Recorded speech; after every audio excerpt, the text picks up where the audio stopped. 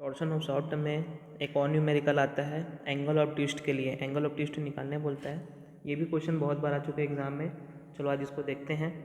सबसे पहले इस क्वेश्चन को पढ़ते हैं। क्वेश्चन क्या बोल रहा है, find the angle of twist per metre length of a hollow shaft. Hollow shaft दिया, एंगल ऑफ ट्विस्ट निकालने बोल रहा है। लेंथ 1 मीटर दिया हुआ है। Of 100 mm external diameter and 60 mm internal diameter. Shear stress की वैल्यू दिया हुआ है 35 मेगा पास्कल और जी का वैल्यू दिया हुआ है 85 गीगा पास्कल। सबसे पहले हम लोग गिवन लिख लेते हैं। गिवन में क्या क्या दिया हुआ है। गिवन में दिया हुआ है length of the shaft, length of the shaft दिया हुआ है 1 मीटर मतलब 1000 mm। उसके बाद दिया हुआ है एक्सटर्नल डायमीटर दिया हुआ है 100 mm। इंटरनल डायमीटर दिया हुआ है 60 mm। हॉलो शाफ्ट लिखना चाहिए हमको।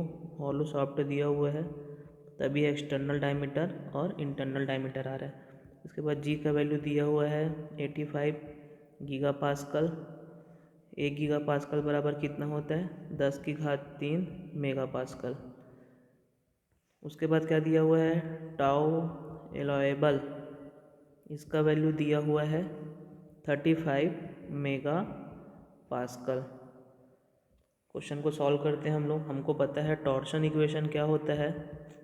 टॉर्शन इक्वेशन होता है T upon J equal to tau upon R equal to G theta upon L.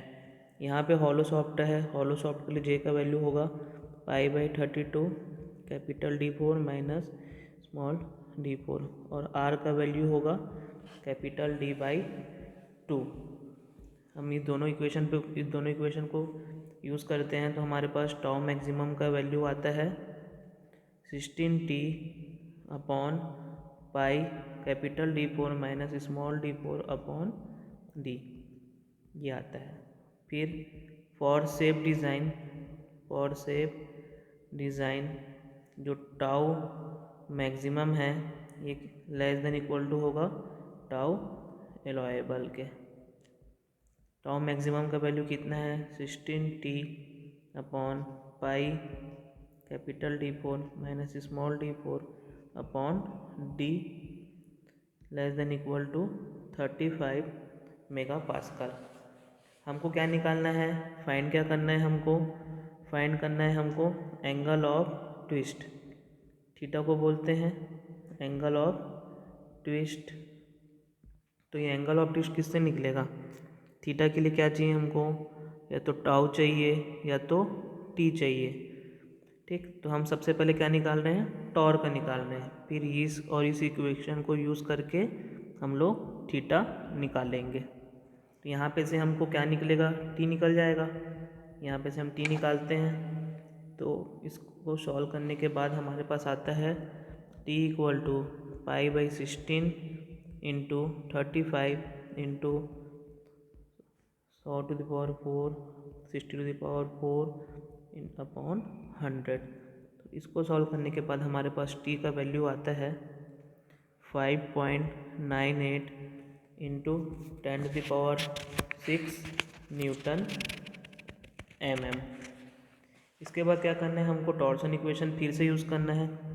T upon J equal to G theta upon L को use करना है। यहाँ पे से थीटा कितना हो जाएगा TL अपॉन जी जे। हमको सबका वैल्यू पता है, लेंथ का वैल्यू पता है, जी का वैल्यू पता है, जे का वैल्यू पता है, टी का वैल्यू भी हमने यहाँ पे से निकाल लिया। यहाँ पे पुट करते हैं टी का value 5.98 into 10 to the power 6, L का वैल्यू है 1000 mm। सब mm में सॉल्व करना है ना हमको। जी का वैल्यू है 85 इंटू 10 टू द पावर 3, ये मेगा पास्कल में कन्वर्ट हो गया। और जे का वैल्यू है π/32 कैपिटल डी मतलब 100 to the power 4 60 to the power 4।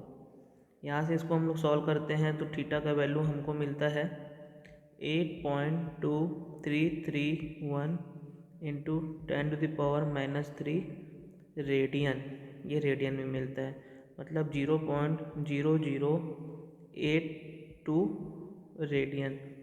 अब इसको हमको क्या करना है, डिग्री में चेंज करना है।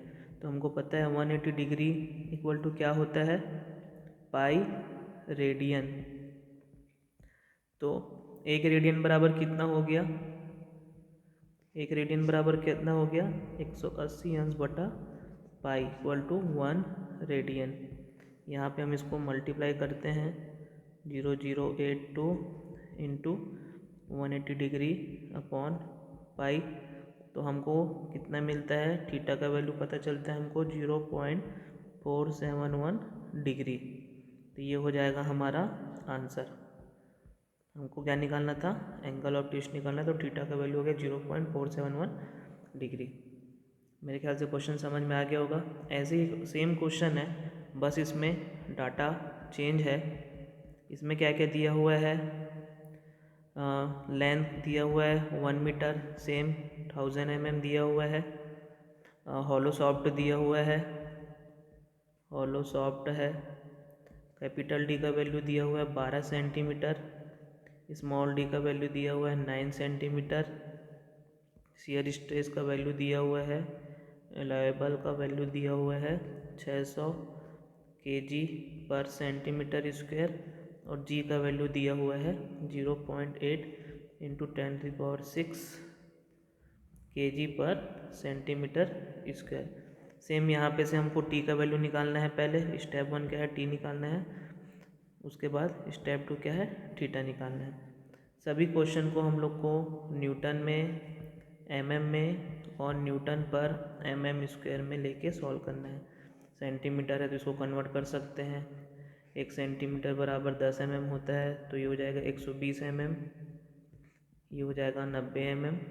ऐसे सभी यूनिट को mm या न्यूटन पर mm स्क्वायर में चेंज करके सॉल्व करना है। तो यहाँ से भी हमको एंगल ऑफ ट्विस्ट निकाल सकते हैं। ये भी इम्पोर्टेंट क्वेश्चन एग्जाम में आ चुका है। मेरे ख्याल से दोनों क्वेश्चन बन जाना चाहिए। कुछ भी डाउट रहेगा तो आप पूछ सकते हैं। Okay, thank you.